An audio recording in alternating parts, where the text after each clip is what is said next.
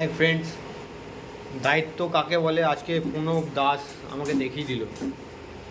আমি আমাদের এখানে একটা রং মিস্ত্রি, কাল আমার একটা এমার্জেন্সি ঘরে গৃহপ্রবেশের ব্যাপার ছিল, কিন্তু সেই রং মিস্ত্রি আমার সঙ্গে বিট্রে করলো। কিন্তু এই ভাই আমার সঙ্গে দেখালো রাস্তায়, দেখলাম যে বিকেলবেলা রঙের কাজ করে আসলাম, দাদা তুমি কি পারবে আমার এই ঘরের এই ব্যাপার? ও দায়িত্ব নিয়ে বললো, হ্যাঁ দাদা আমি করে দেবো।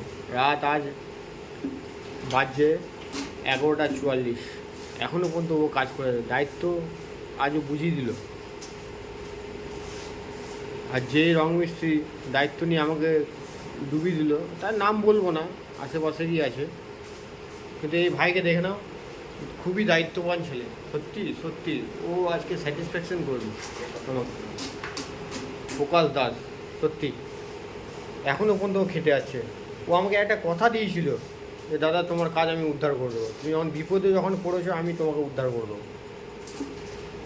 তবে সত্যি ওর কাজ থেকে আমি মুগ্ধ।